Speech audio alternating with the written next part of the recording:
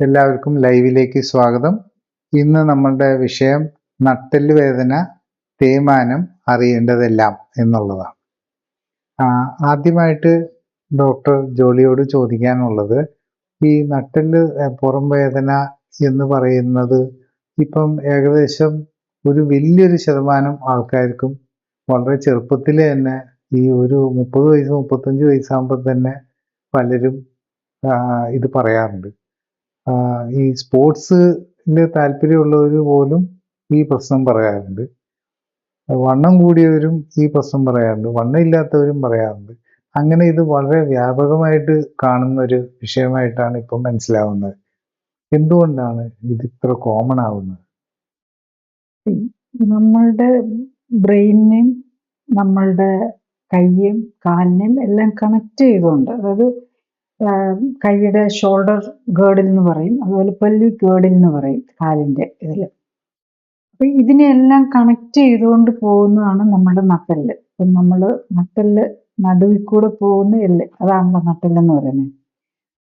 അത് ശരിക്കും നമുക്ക് മൂവ്മെൻറ്റും തരുന്ന അതാണ്. നമ്മളെ കുനിയാനും നൂരാനും എല്ലാം പ്രാപ്തരാക്കുന്നതും ഈ നട്ടെല്ലിൻ്റെ പ്രത്യേക രീതിയിലുള്ള അറേഞ്ച്മെൻറ്റ് കൊണ്ടാണ്.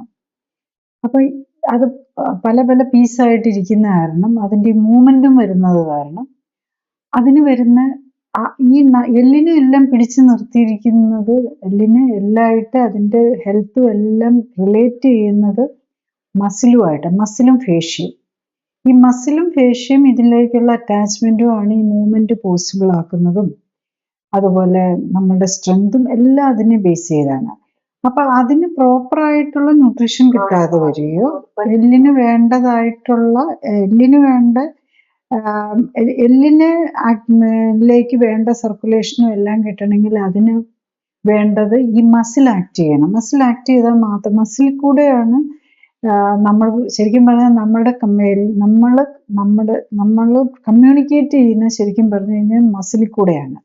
ഇപ്പോഴത്തെ നിലയിൽ ആൾക്കാരുടെ ഈ സെഡൻഡറി ലൈഫ് സ്റ്റൈലാണ്. ഇപ്പം നമ്മളെല്ലാത്തിനും മെക്കനൈസ്ഡ് ആയതുകൊണ്ട് അങ്ങനത്തെ യൂസ് വരുന്നില്ലാത്തത് കൊണ്ട് തന്നെ നമ്മളുടെ നട്ടെല്ലിനുമായിട്ട് ബന്ധപ്പെട്ട മസിലുകളിന് ശോഷിച്ചു പോകുന്നു. അതിനോടൊപ്പം തന്നെ എല്ല് ശോഷിച്ചു പോകുന്നു.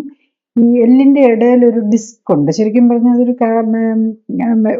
ഒരു സ്ട്രോക്ക് അബ്സോർബർ പോലെയുള്ള, അതിനാണ് യൂഷ്വലി തേയ്മാനം വരുന്നതായിട്ട് നമ്മളെപ്പോഴും പറയുന്നത്. അത് ബൾജ് ചെയ്ത് വരിക, MRIയിലൊക്കെ വരുമ്പം L4 L5 അല്ലെ C1 C2 അല്ലെ C4 C5 എന്നൊക്കെ പറഞ്ഞ് കാണാറുണ്ടല്ലോ. അതൊക്കെ അതിൻ്റെ വരുന്ന തേയ്മാനങ്ങളാണ്. പിന്നെ ഈ നട്ടലിൻ്റെ ഓരോ സ്പേസിലും തന്നെ ഈ നട്ടല് തമ്മിലുള്ള കണക്ഷൻ കൂടാതെ നട്ടലും വാരിയെല്ലും തമ്മിൽ കണക്ട് ചെയ്യുന്നുണ്ട്. അപ്പൊ അങ്ങനെ അത് അവിടെ തന്നെ പല ഫേസഡ് ജോയിന്റ്സ്, അങ്ങനെ പല, അതായത് മെയിൻ വെർട്ടിബ്രൽ ഡിസ്കുമായിട്ടുള്ള ജോയിന്റ് കൂടാതെ അവിടെ ഫേസഡ് ജോയിന്റ്സ് എന്ന് പറഞ്ഞിട്ട് അതിൻ്റെ കുറെ പ്രോസസ്സസ് ഉണ്ട്, അത് തമ്മിലും കണക്ഷൻ വരും.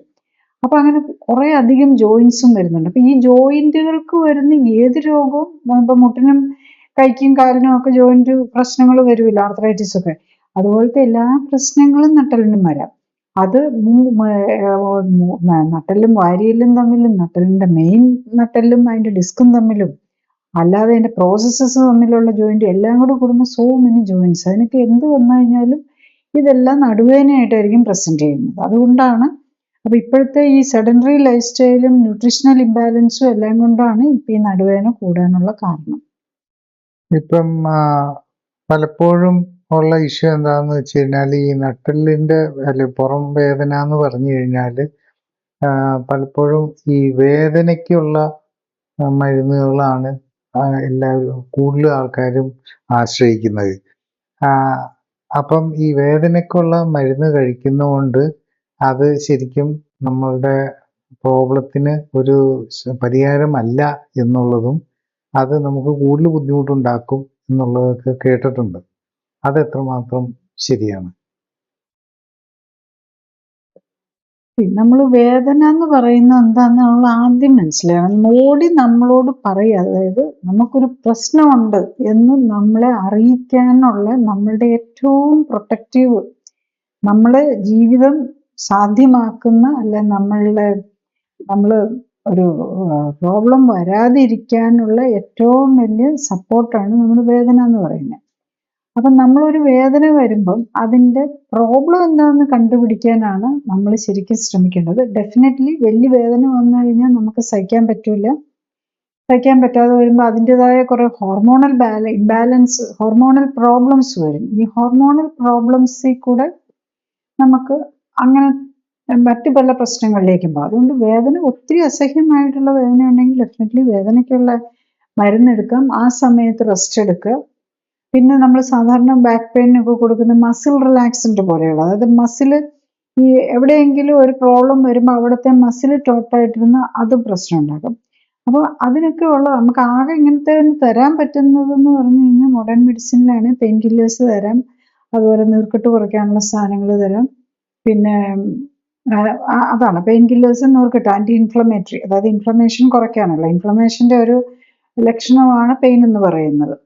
പിന്നെ ഉള്ളത് ഈ മസിൽ റിലാക്സൻ്റ് പോലെയുള്ള, ഇതിനെല്ലാം ഒത്തിരി അധികം കോംപ്ലിക്കേഷൻസും ഉള്ളതാണ്. അപ്പം ഇതെല്ലാം ആൻറ്റി ഇൻഫ്ലമേറ്ററി ആണ്. മസിൽ റിലാക്സൻ്റ് നമ്മൾ സ്കെൽറ്റൽ മസിലിന് വേണ്ടി റിലാക്സൻ്റ് കൊടുക്കുന്ന പോലെ തന്നെ അപ്പം അത് ഹാർട്ടിൻ്റെ മസിലിനെയും വയറിൻ്റെ ഇൻറ്റസ്റ്റൈൻ്റെ മസിലിനെയും ബ്ലഡ് വെസൽസിൻ്റെ മസിലിനെയും എല്ലാം റിലാക്സ് ചെയ്യും.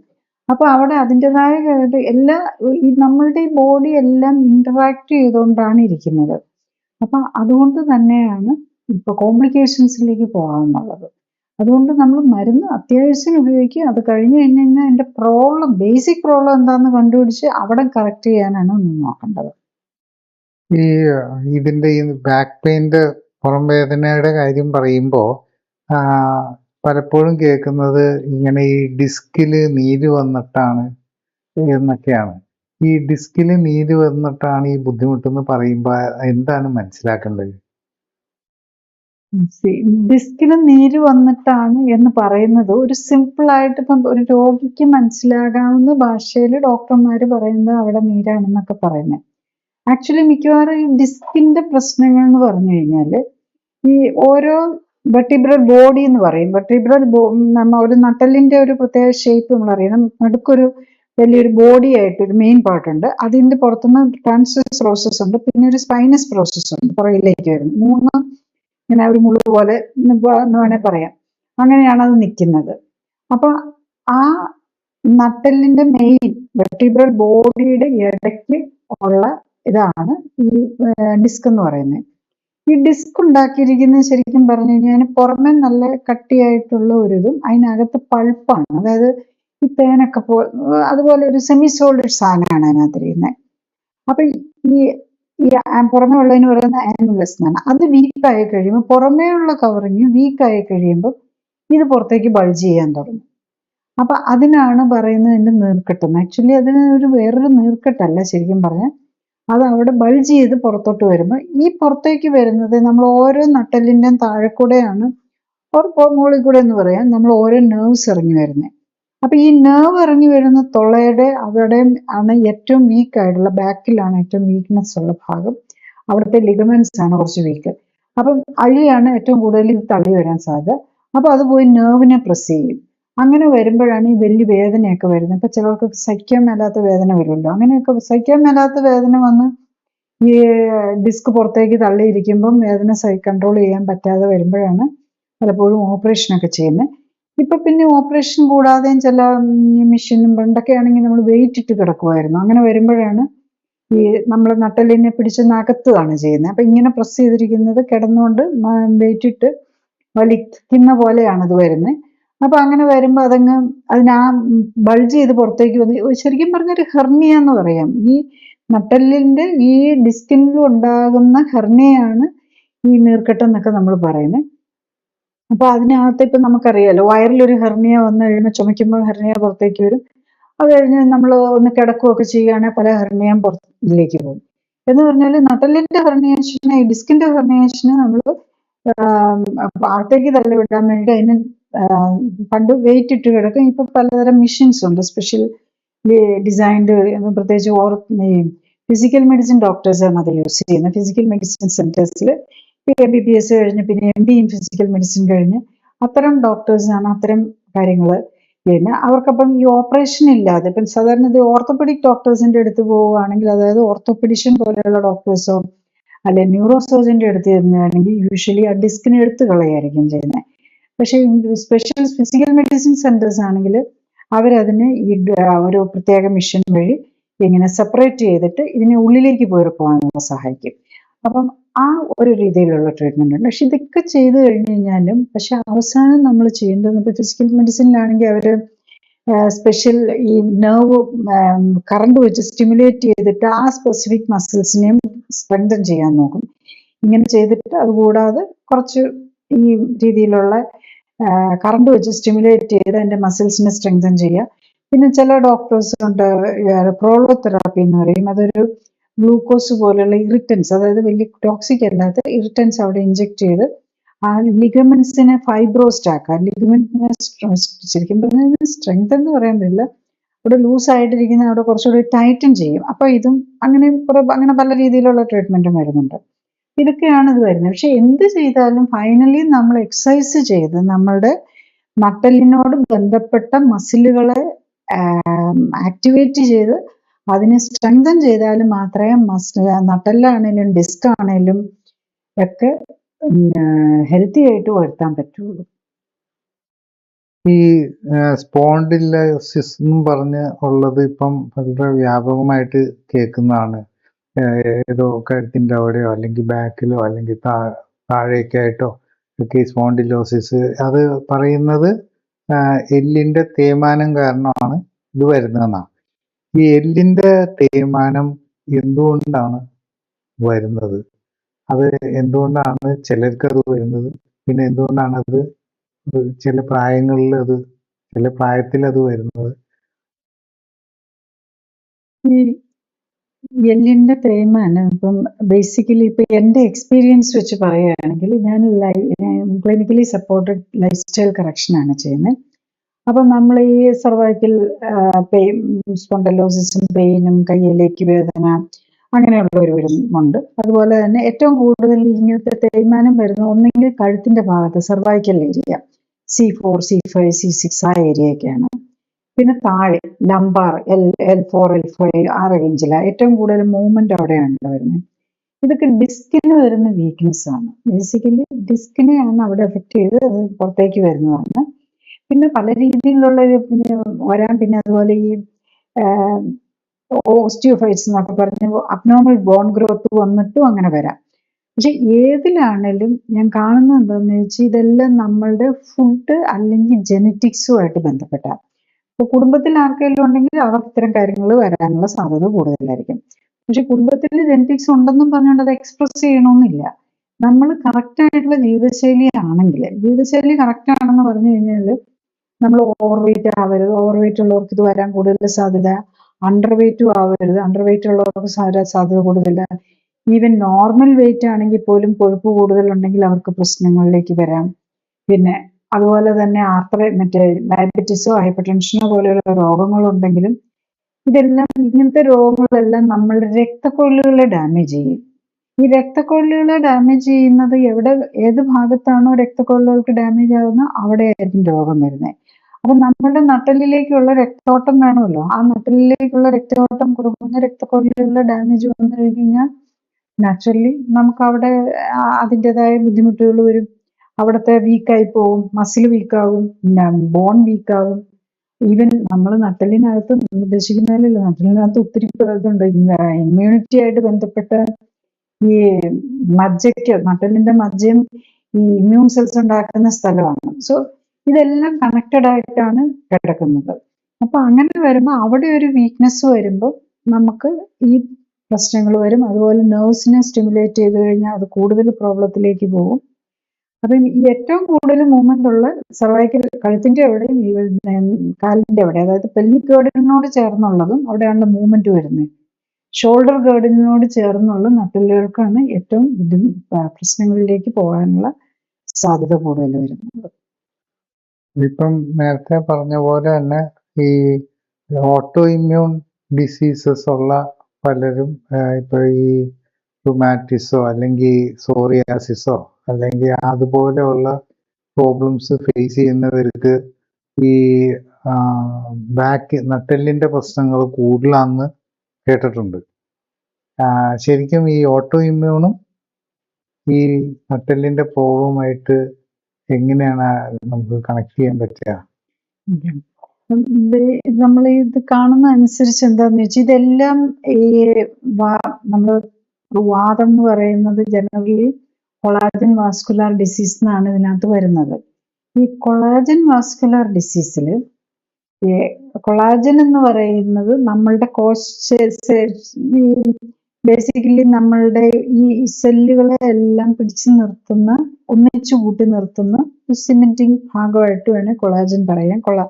ഈ നമ്മളുടെ ജോയിന്റുമായിട്ടുള്ളിടത്ത് കൂടുതലായിരിക്കും. ജോയിന്റ് നമുക്കറിയാം ലിഗമെന്റ്സ് ഉണ്ട്. ഈ മസിലിനകത്താണ് കൂടുതൽ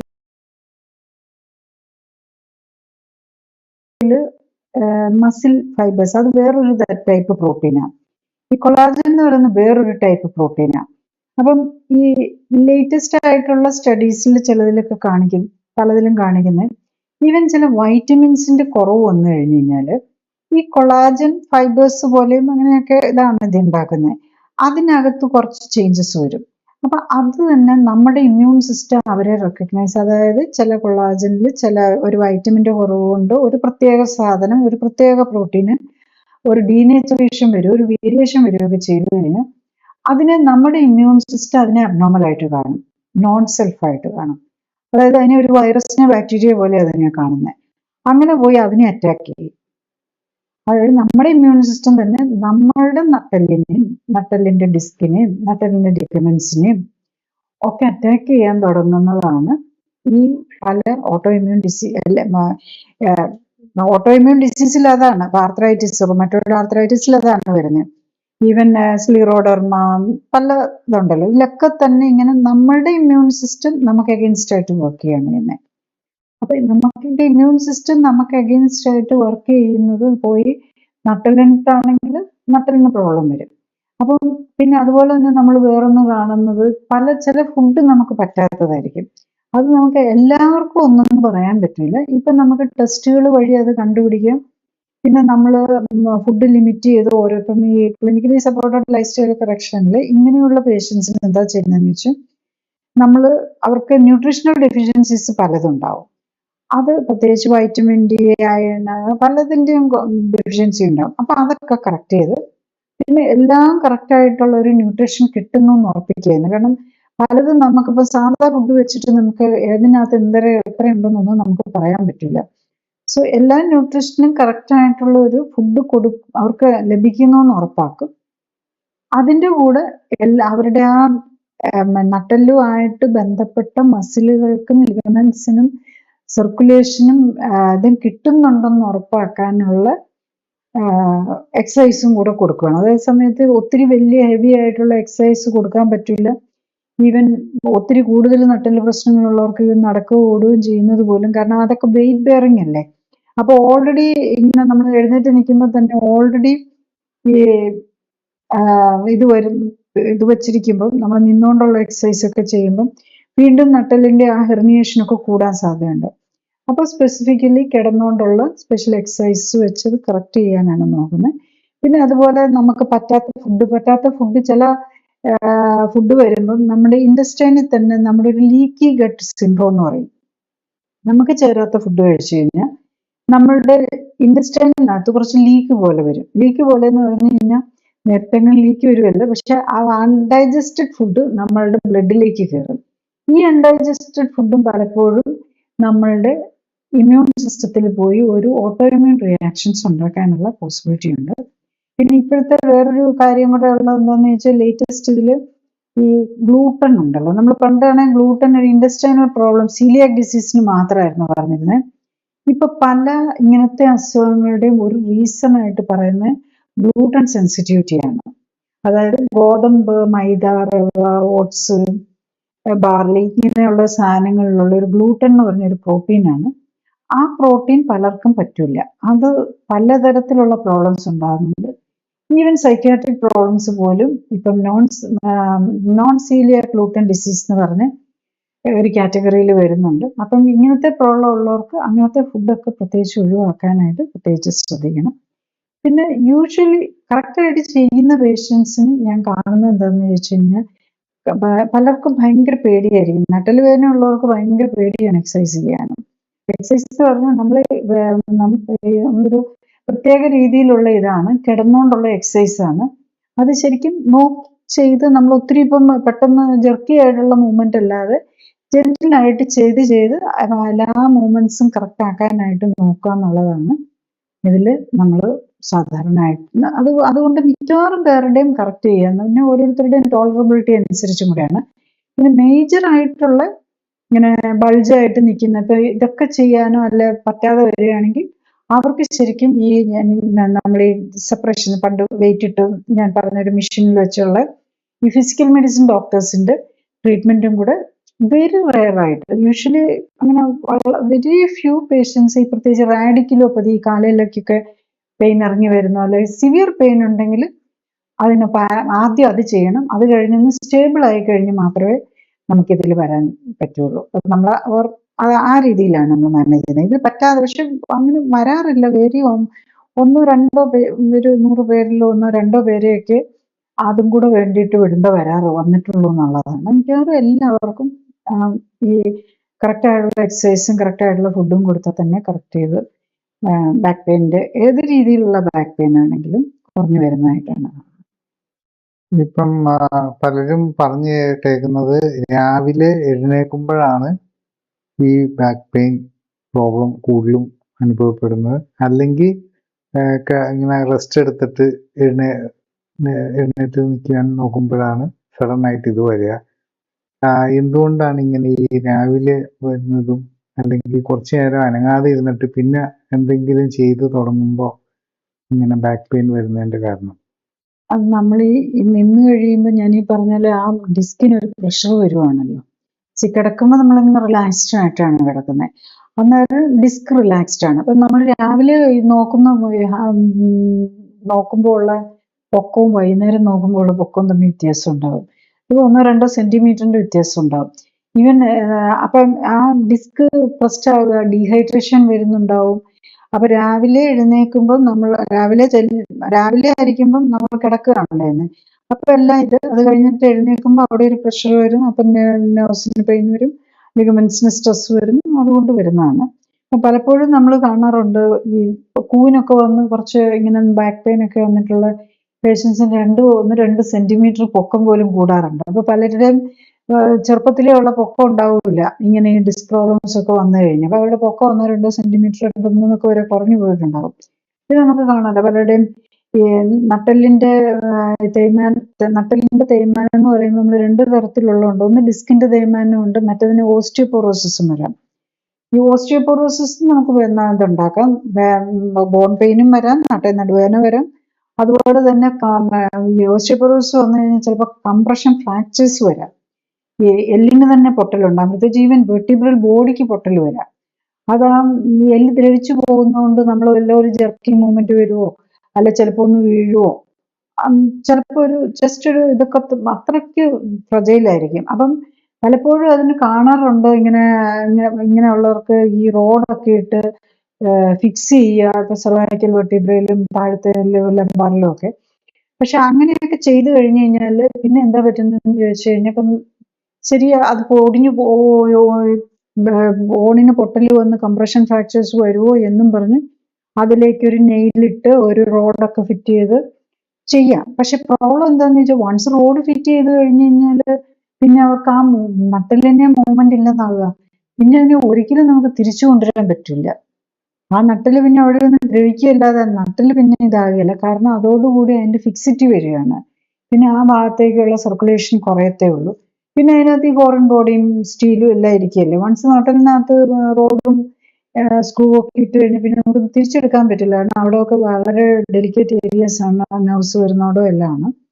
അപ്പം നമ്മൾ ചെയ്യേണ്ടത് എന്താണെന്ന് വെച്ചാൽ നമ്മളുടെ നട്ടലിൽ ഓസ്റ്റിയോപോറോസിസ് വഴി എല്ല് പോകാതെ ഡിസ്ക് പോകുന്നത് പെട്ടെന്നല്ല.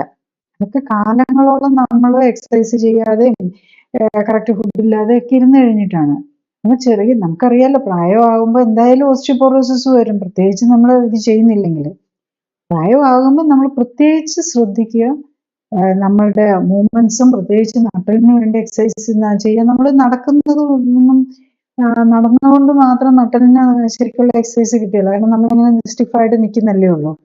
നമ്മൾ അതിന് വേണ്ട ബെൻഡിങ് എക്സസൈസസ് തന്നെ ചെയ്യണം. അത് കെയർഫുൾ ആയിട്ട് ചെയ്യണം എന്നത് ഇമ്പോർട്ടൻ്റ് ആണ്. കാരണം വീക്കായിട്ടിരിക്കുകയാണ്, അത് കറക്റ്റ് രീതിയിലുള്ള എക്സസൈസ് ചെയ്ത് കറക്റ്റ് രീതിയിൽ തന്നെ ന്യൂട്രീഷൻ എടുത്ത് വൈറ്റമിൻ ഡിയും കാൽസ്യം ഒക്കെ പ്രോപ്പറായിട്ട് ജസ്റ്റ് കഴിച്ചതുകൊണ്ട് മാത്രം കാര്യമില്ല. ഈ കഴിക്കുന്ന ന്യൂട്രീഷൻ ഈ എല്ലുകളിലേക്ക് എത്തണമെങ്കിൽ അതിന് വേണ്ട എക്സസൈസും കൂടെ കൊടുക്കണം, അതിന് ആക്ടിവേറ്റ് ചെയ്യണം. അപ്പൊ അതിന് വേണ്ട സൗകര്യങ്ങൾ ചെയ്തു കൊടുത്തു കഴിഞ്ഞാൽ ഇതൊക്കെ കറക്റ്റ് ചെയ്യാവുന്നേ ഉള്ളൂ. പിന്നെ ഒരു കംപ്രഷൻ ഫ്രാക്ചർ ഒക്കെ വന്നു കഴിഞ്ഞിട്ട് പിന്നെ ഇതിനെ കറക്റ്റ് ചെയ്തെടുക്കുക, പ്രത്യേകിച്ച് ഈ പ്രായമായി കഴിയുമ്പം വളരെ ഡിഫിക്കൽട്ടി ആയിട്ടുള്ള കാര്യം. നമ്മൾ ഈ റോഡും സ്റ്റീലും ഒക്കെ ഇട്ട് വെച്ച് കഴിഞ്ഞാലും വലിയ ബെനിഫിറ്റ് ഒന്നും അപ്പോഴത്തേക്കൊന്നും വേദനയ്ക്കൊക്കെ ഒരു കുറവ് കിട്ടും, പക്ഷെ അതിൻ്റെതായ ഡിഫിക്കൽട്ടി വരും. ഇനി ഇൻ കേസ് അത് ഇട്ടിട്ടുണ്ടെങ്കിൽ പോലും ബാക്കിയുള്ള ആ ജോയിന്റിന് മാത്രമേ ഉള്ളൂ, അവർക്കും എക്സസൈസ് ചെയ്യാൻ പാടില്ല എന്നൊന്നുമില്ല. ആ ജോയിന്റിന് എക്സസൈസ് കിട്ടില്ല, ബാക്കിയുള്ളവർക്ക് കൊടുക്കുക. അപ്പൊ നാച്ചുറലി മറ്റുള്ളവർക്ക് സർക്കുലേഷൻ കൂടുമ്പോൾ കുറെയെങ്കിലും ഇവർക്കും കൂടെ ഈ ഫിക്സ് ചെയ്ത് വെച്ചിരിക്കുന്നതിന് കിട്ടാനുള്ള സാധ്യതയുണ്ട്. അങ്ങനത്തെ ഒരു ഓപ്പറേഷനുകളിലേക്കൊന്നും പോകേണ്ട ഒരു സാഹചര്യം ഒരുക്കാതെ നമ്മൾ നമ്മുടെ ബോഡിയും നട്ടലിൽ കൂടെയാണ് നമ്മുടെ എല്ലാ കൈയിലേക്കും കാലിലേക്കും എല്ലാം ഉള്ള നെർവ്സ് വരുന്നത് നോക്കണം. അതുകൊണ്ട് നട്ടലിനെ സംരക്ഷിക്കാനായിട്ട് നോക്കുക. ഓസ്റ്റിയോപൊറോസിസ് വരാതെ, ഡിസ്കിന് തേയ്മാനം വരാതെ നോക്കുക. ഇനി വന്നെന്ന് കണ്ടു കഴിഞ്ഞാൽ അതിന് മരുന്ന് വെച്ചിട്ട് ഓപ്പറേഷൻ ചെയ്ത് കഴിഞ്ഞാൽ, ഓപ്പറേഷൻ ചെയ്യുമ്പോൾ നമ്മളൊരു കാര്യം മനസ്സിലാക്കേണ്ട, ഏത് ഓപ്പറേഷനിലാണേലും നമ്മൾ എന്തെങ്കിലും ഭാഗം എടുത്തു കളയുകയാണ് ചെയ്യുന്നത്, എന്നിട്ട് അവിടെ റീസ്ട്രക്ചർ ചെയ്ത് വെക്കുകയാണ് ചെയ്യുന്നത്. ഒരു സെല്ലിനെ പോലും ഓപ്പറേഷൻ വഴി നമുക്ക് ഉണ്ടാക്കാൻ പറ്റില്ല. നമുക്ക് എടുത്തു കളയാൻ മാത്രം, അല്ലെങ്കിൽ എന്ത് ഓപ്പറേഷനിലാണേലും കുറേ സെല്ലുകൾ നശിക്കുകയായിരിക്കും ചെയ്യുന്നത്. നമ്മൾ എന്തെങ്കിലും നമുക്ക് നമ്മളുടെ ബോഡി ബിൽഡ് ചെയ്യണമെങ്കിൽ അത് നമുക്ക് ന്യൂട്രീഷൻ കൊടുത്ത് മാത്രമേ പറ്റുള്ളൂ. നമ്മൾ കറക്റ്റായിട്ടുള്ള പോഷകങ്ങൾ കൊടുക്കുക, കറക്റ്റായിട്ടുള്ള എക്സസൈസ് കൊടുക്കുക. അതിൽ കൂടെ നമ്മൾ ഓപ്പറേഷനുകളിലേക്ക് പോകാതെ നോക്കുക. ഓപ്പറേഷൻ വരുമ്പോൾ അവിടെ എന്താണേലും കുറേ ഡാമേജ് കൂടെ നമ്മൾ ആഡ് ചെയ്യും. പിന്നെ നിവൃത്തിയില്ലാതെ വരുമ്പം ഇപ്പം നമ്മളൊരു ആക്സിഡന്റ് വഴി അങ്ങനെയൊക്കെ വന്ന് ഒരു ഇറഗുലാരിറ്റി വന്ന് അല്ലെ ബോൺ ഒടിഞ്ഞു കഴിഞ്ഞു കഴിഞ്ഞാൽ അവിടെ നമുക്ക് അതിന് അർത്ഥമുണ്ട്. പക്ഷെ ഇത് നമ്മൾ എക്സസൈസും ചെയ്യാതെ നമുക്കൊരു കറക്റ്റായിട്ടില്ലാത്ത ഫുഡോ അല്ലെ നമുക്ക് ചേരാത്ത ഫുഡോ കഴിച്ചൊരു ഡാമേജ് വന്ന് അതിനെ വീക്കാക്കി കളഞ്ഞ് പിന്നെ അതിന് ഭാഗത്ത് ഓപ്പറേഷനും കൂടെ ചെയ്യുമ്പോഴേക്കും അത് കൂടുതൽ പ്രോബ്ലത്തിലേക്ക് പോകുമായിരിക്കും ചെയ്യുക. ഈ ഓപ്പറേഷന്റെ കാര്യം പറയുമ്പോൾ പലപ്പോഴും ഉള്ള ഫീലിംഗ് എന്താന്ന് വെച്ചാൽ, ഈ ഓപ്പറേഷൻ ചെയ്തു കഴിഞ്ഞാൽ ഇപ്പൊ ഈ ഫിക്സിംഗിന്റെ കാര്യം പറയാറുണ്ടല്ലോ. ഈ തേയ്മാനം വന്നിട്ടുണ്ടെങ്കിൽ ആ തേയ്മാനത്തിന്റെ ഒരു സൊല്യൂഷൻ ആയിട്ടാണ് കാണുന്നത് അടുപ്പിച്ചുള്ള എല്ലിന്റെ ആ പോർഷൻസ് കണക്ട് ചെയ്ത് ഫിക്സ് ചെയ്ത് വെച്ച് കഴിഞ്ഞാൽ പിന്നെ ആ തേയ്മാനത്തിന്റെ ഇഷ്യൂ കുറയുന്നു. അതുപോലെ തന്നെ നമ്മളുടെ ഇങ്ങനെ ഈ പുറത്തേക്ക് തള്ളി വരുന്നത് അത് ചുരുക്കാനായിട്ട് ഓപ്പറേഷൻ ചെയ്യുന്നു എന്നൊക്കെ പറയുമ്പോൾ, ശരിക്ക് ഇങ്ങനെ ചെയ്യാനായിട്ട് നമ്മൾക്ക് ആവശ്യം വരുമ്പോൾ എന്താണ് പേഷ്യന്റ് മനസ്സിലാക്കേണ്ടത്? ഇപ്പം ഞാൻ പറഞ്ഞ ഓരോ സ്പെഷ്യലിസ്റ്റ്, നമ്മൾ ഏത് സ്പെഷ്യലിസ്റ്റിന്റെ അടുത്ത് പോകുന്നതനുസരിച്ച് അതിന്റെ രീതികൾ മാറും.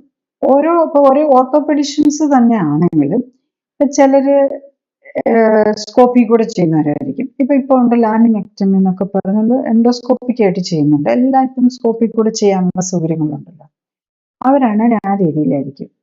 വേറെ ഡോക്ടേഴ്സ് ആണ് ചിലപ്പോൾ ഓപ്പൺ സർജറി ആയിരിക്കും ചെയ്യുന്നത്. അപ്പൊ ഓർത്തോപെഡിഷ്യന്റെ അടുത്ത് പോകുമ്പോൾ പോലും അവരുടെ ഇതനുസരിച്ചുള്ള രീതിയിലായിരിക്കും പോകുന്നത്. ഇപ്പൊ ഹയർ എൻഡ് ഹോസ്പിറ്റൽസ് ആണെങ്കിൽ അവർക്ക് കൂടുതൽ എക്യുപ്മെന്റ് ഉണ്ടാവും. ഈവൻ റോബോട്ടിക് സർജറി ഉണ്ടാവും.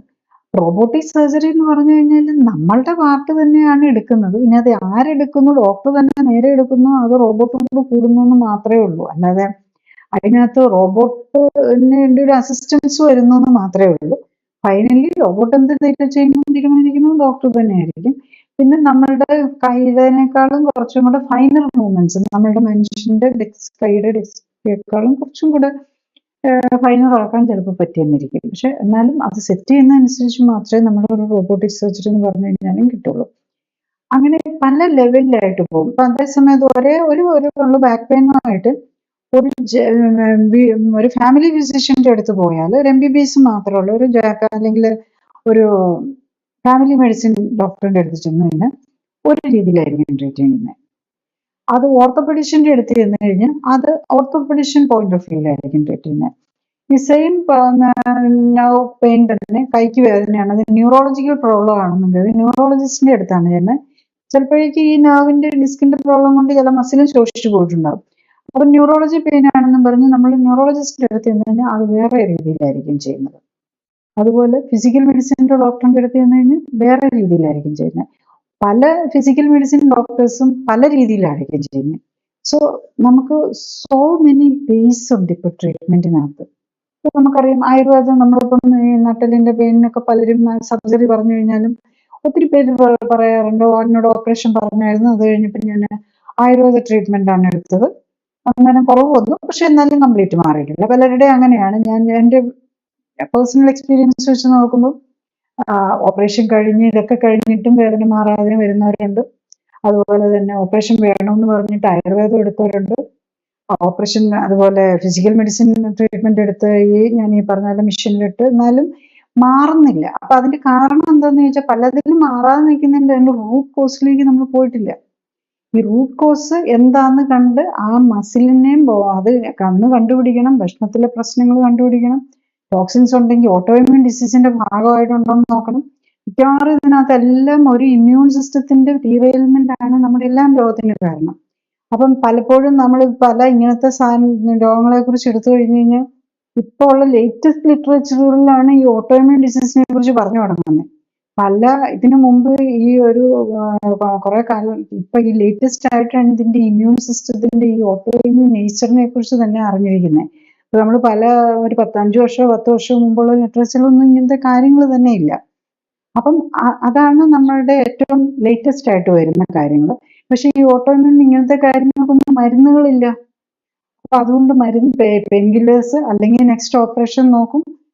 അങ്ങനെ എല്ലാം കഴിഞ്ഞ് മടുത്തു കഴിയുന്നവരാണ് പലപ്പോഴും നമ്മൾ ഈ ലൈഫ് സ്റ്റൈൽ കറക്ഷന് വേണ്ടിയിട്ട് വരുന്നത്.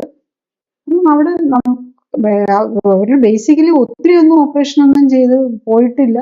അവർക്ക് ബേസിക് എക്സസൈസ് ചെയ്യാനുള്ള, ഈ കിടന്നുകൊണ്ട് ചെയ്യാനുള്ള എക്സസൈസ് ചെയ്യാനുള്ള ശേഷിയുണ്ട്. ഈ ഭക്ഷണം കൺട്രോൾ ചെയ്യാനും ഭക്ഷണം നോക്കാനും ഉള്ള ഇൻട്രസ്റ്റും ഉണ്ടെങ്കിൽ മിക്കവാറും എല്ലാവർക്കും കറക്റ്റ് ചെയ്യാവുന്നേ ഉള്ളൂ. പക്ഷെ ചിലരുടെ ഇതാണ് വെരി റെയർ ആയിട്ടുണ്ട്, അവർക്ക് ഭയങ്കര പേടിയായിരിക്കും. അവർക്ക് നട്ടലിനൊരു ഇത് ചെയ്തിട്ടുണ്ട്, ഇനി ഞാൻ ഒന്നും ചെയ്യാൻ പാടില്ല, പലപ്പോഴും അങ്ങനെ പറഞ്ഞ് അങ്ങനെ എന്തുകൊണ്ടാണെന്ന് എനിക്കറിയില്ല. സാധാരണ ഏത് ഫിസിക്കൽ മെഡിസിൻ ഡോക്ടറാണേലും ഓർത്തോപെഡിഷ്യൻ ഡോക്ടറാണേലും ആദ്യമേ പിന്നെ എക്സസൈസ് ആണ് പറഞ്ഞു കൊടുക്കുന്നത്. എല്ലാത്തിനും first line of management weight കുറയ്ക്കാനും എക്സസൈസ് ചെയ്യാനും അണ്ടർ വെയിറ്റ് ഉള്ളവരോടാണ് വെയിറ്റ് ഗെയിൻ ചെയ്യാനുമാണ് പറയുന്നത്. പക്ഷെ പലരുടെയും പേടി എന്താന്ന് വെച്ചാൽ ഒരിടത്ത് വേദന വന്നാൽ പിന്നെ അവിടെ അനക്കരുതെന്നുള്ളതാണ്. അത് ആ ഒരു കറക്റ്റ് എന്നരുതി ഓവർ ആവുകയും ചെയ്യരുത്. അതാണ് നമുക്കൊരു ക്ലിനിക്കൽ സപ്പോർട്ടും മോണിറ്ററിങ്ങോടും കൂടി ഇതൊക്കെ ചെയ്യാൻ പറ്റുള്ളൂ. അപ്പം പക്ഷെ അത് പേഷ്യന്റ് കോൺഫിഡന്റ് അത് അവനവന്റെ ബോഡിയെ കുറിച്ച് അവനവനും കൂടി സ്റ്റഡി ചെയ്ത് കറക്റ്റ് ചെയ്ത് കൊണ്ടുപോകണം. ഇപ്പൊ ഈ പുറം വേദനയുടെ കാര്യം പറയുമ്പോൾ പലപ്പോഴും പറഞ്ഞു കേട്ടിട്ടുണ്ട് അത് ശരിക്കും ഒരു മാനസികമായിട്ടുള്ള ഒരു പ്രശ്നമായിട്ടാണ്. ശരിക്കും ആ പുറം വേദന എന്ന് പറയുന്നത് ഫിസിക്കലായിട്ടുള്ള കാരണങ്ങൾ കൊണ്ട് ആവണമെന്നില്ല, മാനസികമായിട്ടുള്ള പ്രശ്നങ്ങൾ കൊണ്ടും അങ്ങനെ വരാം. അതിങ്ങനെ തുടർച്ചയായിട്ട് നിൽക്കുകയും ചെയ്യും. അത് എത്രമാത്രം ശരിയാണ്?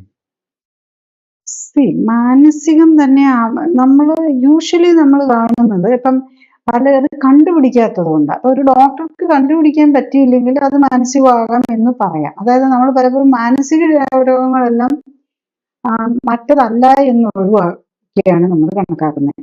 അപ്പൊ മറ്റൊരു രീതിയിലും കണ്ടുപിടിക്കാൻ പറ്റില്ല, അത് മാനസിക രോഗമാണെന്ന് പറയാം എന്നുള്ളതാണ്. പക്ഷെ ഇപ്പൊ അങ്ങനെയല്ല. ഇപ്പം നമുക്ക് ലേറ്റസ്റ്റ് ആയിട്ട് പലതും പണ്ട് ഫൈബ്രോമയാൾജിയ, അവര് പല ഡോക്ടർമാരുടെ അടുത്ത് ഒരു 3-4 ഡോക്ടർമാർക്ക് അവർക്ക് രോഗമൊന്നും ഇല്ലെന്ന് പറയുമ്പോൾ വീട്ടുകാർ തന്നെ അവർ കുറ്റം പറയാൻ തുടങ്ങും, നിനക്ക് തോന്നുന്നതാണ്, മാനസിക രോഗമാണ്, ഇത് വെറും തോന്നലാണെന്ന്.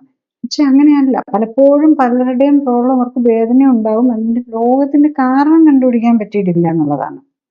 അപ്പൊ അത് നമ്മൾ കാരണം പ്രത്യേകിച്ച് ഇപ്പൊ നമുക്കിപ്പം പലപ്പോഴും ഒരു 10 വർഷം മുമ്പാണെങ്കിൽ MRI ഇത്രയും പ്രയോഗിക്കണില്ല.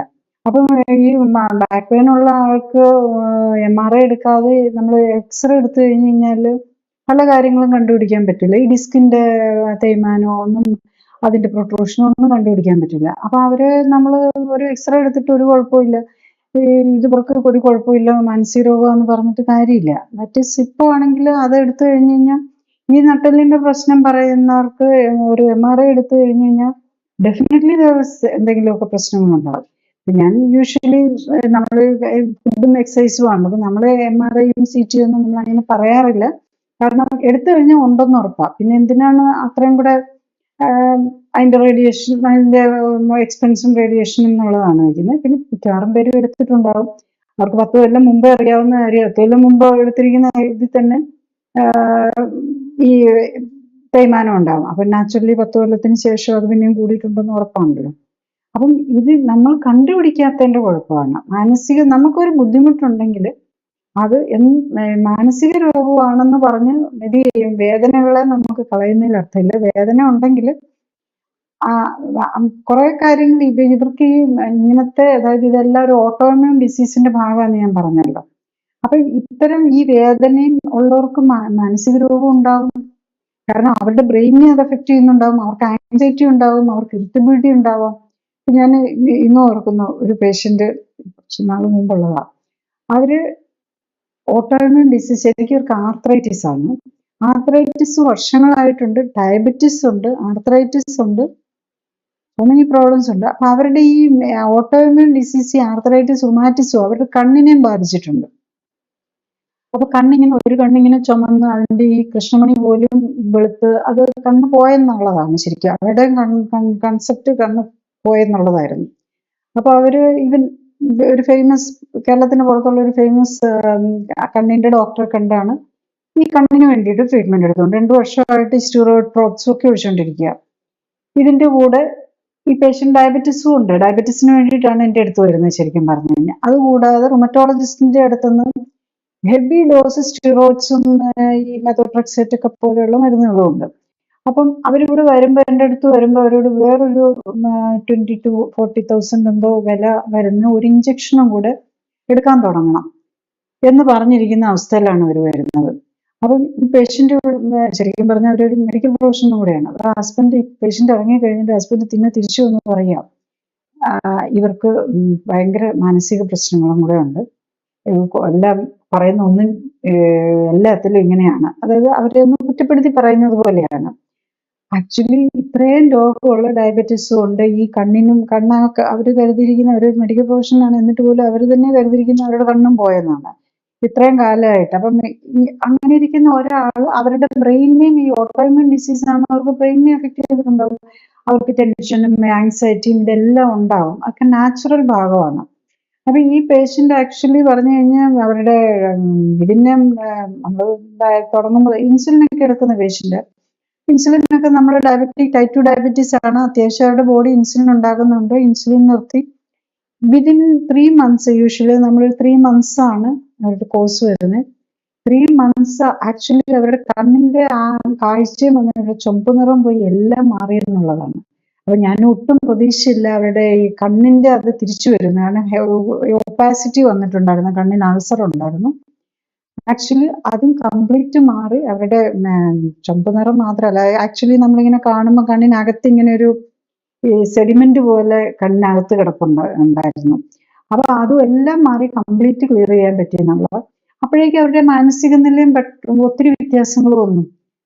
അപ്പം അതാണ് പലപ്പോഴും നമ്മൾ എല്ലാ രോഗത്തിന്റെയും കൂടുതൽ നമ്മളെ മനസ്സിനെയും കൂടി എഫക്ട് ചെയ്യും. ഫിസിക്കൽ വേദന ഉണ്ടെങ്കിൽ അത് ഡെഫിനറ്റ്ലി ബുദ്ധിമുട്ടുകളുള്ള ഒരാൾക്ക് മാനസിക പ്രശ്നങ്ങളും ഉണ്ടാകും എന്നുള്ളത് നമ്മൾ മനസ്സിലാക്കണം. ഈ കുട്ടികളുടെ ഭക്ഷണത്തില് അവർക്ക് അവരുടെ എല്ലിന് സ്ട്രെങ്ത് കിട്ടാത്ത രീതിയിലുള്ള ഭക്ഷണ രീതിയും, അല്ലെങ്കിൽ ചില മരുന്നുകളോ, അല്ലെങ്കിൽ ഈ പറഞ്ഞ പോലെ ചില മെഡിക്കേഷൻസ് ഒക്കെ ഇങ്ങനെ ഈ ബാക്ക് അല്ലെങ്കിൽ എല്ലിന്റെ ശേഷി കുറയ്ക്കുകയും അതുവഴി ബാക്ക് പുറം വേദന ഉണ്ടാവാൻ സാധ്യത കൂട്ടുകയൊക്കെ ചെയ്യുമെന്ന് പറയുന്നുണ്ട്. അതിലെന്താണ് ശ്രദ്ധിക്കാൻ പറ്റുന്നത്?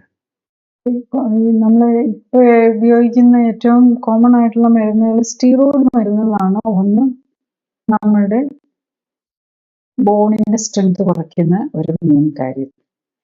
ഓസ്റ്റിയോപൊറോസിസ് ആണ് അതിന്റെ മെയിൻ ഇത്. പിന്നെ ഇപ്പം കുട്ടികളെ സംബന്ധിച്ചിടത്തോളം പിന്നെ പ്രത്യേകിച്ച് പല ആസ്മ, അലർജി അങ്ങനെയൊക്കെയുള്ള പിള്ളേർക്കൊക്കെ പല auto immune disease, kidney, nephrotic syndrome ഇതൊക്കെ ഉള്ളവരൊക്കെ കണ്ടിന്യൂസ്ലി സ്റ്റിറോയിഡ്സ് ഉപയോഗിക്കുന്നുണ്ട്. അവർക്ക് നാച്ചുറലി ഈ നടുവിന്റെ എല്ലാ എല്ലിനും ഉറക്കപ്പൊട്ടലുണ്ടാകാനൊക്കെയുള്ള സാധ്യത കൂടുതലാണ്. പിന്നെ ഇപ്പം ഉപയോഗിക്കുന്ന ഈ ക്യാൻസർ മെഡിസിൻസിൽ പലതും, പ്രത്യേകിച്ച് പ്രോസ്റ്റേറ്റ് അതുപോലെ ബ്രസ്റ്റ് ക്യാൻസറിന് വേണ്ടിയിട്ട് കൊടുത്തിരിക്കുന്ന പല മരുന്നുകളും അതൊക്കെ നമ്മുടെ ഹോർമോൺസിനെ, പ്രത്യേകിച്ച് ഫീമെയിൽ ആൻഡ് മെയിൽ ഹോർമോൺസിനെ ബ്ലോക്ക് ചെയ്യാനുള്ള പല മരുന്നുകളും ഈ പ്രോസ്റ്റേറ്റ് ഓറിയന്റഡ് ആയിട്ടും ബ്രസ്റ്റ് ഓറിയന്റഡ് ആയിട്ടും ഒക്കെയുള്ള ക്യാൻസറിനും ഗ്രോത്തിനും ഒക്കെ വേണ്ടിയിട്ട് ഉപയോഗിക്കുന്നുണ്ട്. അതൊക്കെ അതായത് നമ്മുടെ ഹോർമോൺ ബ്ലോക്കിംഗ് ഏജൻസ് ആണ്. അത് ഡെഫിനറ്റ്ലി ഇത് വരും. അപ്പം ഫോർ എക്സാമ്പിൾ നമ്മൾ പ്രോസ്റ്റേറ്റിന് വേണ്ടിയിട്ടൊക്കെ ടെസ്റ്റിസ് എടുത്ത് കളയുക, അതും കഴിഞ്ഞ് വെച്ചിട്ട് ടെസ്റ്റിസും എടുത്ത് കളയും. അത് കഴിഞ്ഞ് വെച്ചിട്ട് നമ്മൾ പലപ്പോഴും ഈ ആന്റി ടെസ്റ്റോസ്റ്ററോൺ മരുന്നും കൂടി എടുക്കും. അപ്പം നാച്ചുറലി അവരുടെ ബോണെല്ലാം വീക്കാവും. അപ്പം ബോൺ വീക്കായി കഴിഞ്ഞ് കഴിഞ്ഞാൽ അല്ലെങ്കിൽ തന്നെ ചിലപ്പം ബോൺ സെക്കൻഡറീസ് ഉണ്ടാവും. അപ്പം ഇതാണ് പല മരുന്നുകളും നമ്മൾ ഇന്ററാക്ട് ചെയ്യുകയാണ് ചെയ്യുന്നത്. പല മരുന്നുകളും നമുക്ക് ഒരിടത്തൊരു ഗുണം കിട്ടുമെന്നും കരുതി കൊടുക്കുമ്പോൾ അത് വേറൊരിടത്ത് ദോഷം വരുത്തും. അപ്പം ഇതിന്റെ എല്ലാ ഇമ്പാക്റ്റും നമ്മുടെ ശരീരം തന്നെ എടുക്കണം. അപ്പൊ അതുകൊണ്ടാണ് പറയുന്നത് ഈ ക്യാൻസർ ആണെങ്കിലും ആസ്മ, അലർജി ഒക്കെ ആണെങ്കിലും ഇതിനെല്ലാം ഒരു ലൈഫ് സ്റ്റൈൽ ഫാക്ടർ ഉണ്ട്. അത് കണ്ടുപിടിച്ച് അത് കറക്റ്റ് ചെയ്ത് കഴിഞ്ഞാൽ നമ്മുടെ ആസ്മയൊക്കെ പിള്ളേർക്ക്, ഞാൻ ഈ പറഞ്ഞ ആസ്മയ്ക്കൊക്കെയാണ് ഏറ്റവും കൂടുതൽ ഈ മരുന്നൊക്കെ കൊടുത്ത് കുഞ്ഞു പിള്ളേർക്ക് പൊട്ടലും ഒക്കെ ഉണ്ടാകുന്ന സാധ്യത വരുന്നത്. അത് കറക്റ്റായിട്ട് നോക്കിയാൽ നമുക്ക് അത് കണ്ടുപിടിച്ച് മിക്കവാറും ആസ്മ പേഷ്യൻസിന്റെ നമുക്ക് മരുന്നുകൾ 2 നേരവും 3 നേരവും ഒക്കെ ഇൻഹേലറൊക്കെ എടുത്തുകൊണ്ടിരിക്കുന്നവരുടെ കുറച്ച് കൊണ്ടുവരാറുണ്ട്. പിന്നെ ചില സാഹചര്യത്തിൽ ഇപ്പം നമ്മൾ ഏറി എന്നുള്ളതൊക്കെ എപ്പോഴും നമുക്ക് വല്ല ഒരു പ്രൊവോക്കേഷനും വരുമ്പോൾ മാത്രമായിട്ട്, അതായത് വല്ലയിടത്തും ടെസ്റ്റ് അടിക്കുകയോ അല്ലെങ്കിൽ അറിയാതെ നമ്മൾ പറ്റാത്ത ഫുഡ് എടുത്ത് കഴിക്കുകയോ ഒക്കെ ചെയ്താൽ വീണ്ടും വന്നെന്നിരിക്കും. അന്നേരത്തേക്ക് മാത്രമായിട്ട് കുറയ്ക്കാൻ പറ്റും. അങ്ങനെ വന്നു കഴിഞ്ഞ് കഴിഞ്ഞാൽ പിന്നെ വല്ലപ്പോഴും വന്നു കഴിഞ്ഞാൽ നമ്മുടെ ബോഡിനൊന്നും അത്ര എഫക്റ്റ് ചെയ്യില്ല. പിന്നെ നമ്മുടെ റെഗുലർ ആയിട്ടുള്ള എക്സസൈസും. ഇതിപ്പം പറ്റുന്നത് എന്താണെന്ന് ചോദിച്ചു കഴിഞ്ഞാൽ ഒരാൾ മരുന്ന് കഴിക്കാൻ തുടങ്ങി അയാൾ രോഗിയാണ്. പിന്നെ രോഗി എന്ന് പറഞ്ഞാൽ അനങ്ങാതിരിക്കണം എന്നുള്ളതാണ് നമ്മുടെ ഒരു കൺസെപ്റ്റ്. ശരിക്കും രോഗി എന്ന് പറഞ്ഞത് മാറാൻ നോക്കുക, മരുന്നിൽ നിന്ന് മാറാൻ നോക്കി രോഗി അല്ലാത്ത നിലയിലിരുന്ന് അത്യാവശ്യം, കാരണം നമുക്ക് ഒന്നാമത് ഫിസിക്കൽ ആക്ടിവിറ്റി ഇല്ല. അപ്പം നമ്മളുടെ ബേസിക് ആയിട്ടുള്ള ഒരു ഹാഫ് ആൻ അവർ ടു 1 അതൊരു പ്രോട്ടോകോൾഡ് ആയിട്ടുള്ള എന്തെങ്കിലും കുറച്ച് എക്സസൈസ് ചെയ്തിട്ട് കാര്യമില്ല. നമ്മളുടെ എക്സസൈസ് ചെയ്തിട്ട് എന്തെങ്കിലും ചെയ്യുന്നത് അത്രയും നല്ലത്. പക്ഷെ നമ്മളൊരു സയന്റിഫിക് ആയിട്ടും സിസ്റ്റമാറ്റിക് ആയിട്ടും പോവുകയാണെങ്കിൽ നമ്മുടെ ബോഡിയിൽ ഏകദേശം ഒരു 650 മസിൽസ് ഉണ്ട്, ഓൾമോസ്റ്റ് 230 ബോൺസ് ഉണ്ട്. ഇതിനെല്ലാം വേണ്ടതുപോലെ കിട്ടുന്നത്, അതായത് നമ്മുടെ ബോഡിയിൽ എല്ലാ അവയവങ്ങൾക്കും എല്ലാ സെല്ലുകൾക്കും വേണ്ട സ്റ്റിമുലേഷൻ കിട്ടുന്ന രീതിയിലുള്ള ഒരു സിസ്റ്റമാറ്റിക് രീതിയിലുള്ള വ്യായാമം ചെയ്യുക. അതുപോലെ നമുക്ക് വേണ്ട ഒരു വെള്ളവും ഓക്സിജനും കൂടാതെ ഒരു 55 ന്യൂട്രിയൻസ് ഉണ്ട്. അതും കറക്റ്റായിട്ടുള്ള പ്രപ്പോർഷന് കിട്ടുന്നത് പോലെ ചെയ്യുക. അത് നമ്മൾ കിട്ടുന്നത് എന്തിൽ നിന്നാണെന്നുള്ളത് ഇമ്പോർട്ടൻ്റാണ്. അപ്പം നമുക്ക് അരി അലർജി ആണെങ്കിൽ അരി എടുത്ത് കഴിച്ചു കഴിഞ്ഞാൽ കാലറി ഉണ്ടാക്കാൻ നോക്കിയാൽ പറ്റില്ല. ഈവൻ ചിക്കൻ അലർജി ആണെങ്കിൽ ആ ചിക്കൻ കഴിച്ച് പ്രോട്ടീൻ കൊടുത്തിട്ട് കാര്യമില്ല. അപ്പം നമുക്ക് ഓരോരുത്തരുടെയും ശരീരത്തിന് ചേരുന്ന ഫുഡ് വെച്ച് അതിന് വേണ്ട ന്യൂട്രീഷൻ കൊടുക്കാൻ നോക്കണം. അങ്ങനെ ചെയ്തു കഴിഞ്ഞു കഴിഞ്ഞാൽ നമ്മളുടെ ഏത് രോഗമാണെങ്കിലും ബേസിക്കലി ഇത് ചെയ്തു കഴിഞ്ഞു കഴിഞ്ഞാൽ മാറുന്നേ ഉള്ളൂ. ഒരാൾക്ക് ഒരു രോഗമുള്ളെങ്കിലും 10 രോഗം ഉണ്ടെങ്കിലും എല്ലാത്തിനും ഒരേ സമയം തന്നെ പാരലൽ റിലീഫ് കിട്ടുമെന്നാണ്. അപ്പോൾ നമ്മൾ കാണുന്നുണ്ട് എല്ലാ സിസ്റ്റത്തെ എഫക്റ്റ് ചെയ്തിട്ടുണ്ടാവും. പക്ഷെ അത്യാവശ്യം എല്ലാത്തിലും കുറച്ചെങ്കിലും ഫങ്ഷൻ ഉണ്ടാകണമെന്ന് മാത്രം. ഓരോന്നും തീരെ ഫെയിൽ ചെയ്ത് കഴിഞ്ഞാൽ പിന്നെ തിരിച്ചു കൊണ്ടുവരല്, പ്രത്യേകിച്ച് നമുക്ക് ഫുഡ് കഴിക്കാൻ മേലാത്ത നിലയിൽ ബേസിക് എക്സസൈസ് ചെയ്യാൻ മേലാത്ത നിലയിലേക്ക് എത്തിക്കഴിഞ്ഞു കഴിഞ്ഞാൽ പറ്റില്ല. ഈ കിടന്നുകൊണ്ട് ചെയ്യാവുന്ന ബേസിക് എക്സസൈസ് ചെയ്യാനും ഈ തരുന്ന ഫുഡ് കഴിക്കാനും പറ്റുന്ന ഒരു നിലയിലാണെങ്കിൽ പേഷ്യന്റിന് വില്ലിങ്നെസ്സും ഉണ്ട്, ഒരു പോസിറ്റീവ് ആറ്റിറ്റ്യൂഡ്. അവരുടെ ആറ്റിറ്റ്യൂഡാണ് ഏറ്റവും പ്രധാനം. ഈ ആറ്റിറ്റ്യൂഡും കറക്റ്റ് ആണെന്നുണ്ടെങ്കിൽ കറക്റ്റ് ചെയ്യാവുന്നതേ ഉള്ളൂ. ഈ കുട്ടികളുടെ കേസിൽ പലപ്പോഴും ഈ സ്കോളിയോസിസ് എന്ന് പറയുന്ന ഈ നട്ടെല്ലിന്റെ ഈ സൈഡിലേക്കുള്ള വളവിനെ പറ്റി കേൾക്കാറുണ്ട്. അങ്ങനെ അത് എന്തുകൊണ്ടാണത് വരുന്നത്?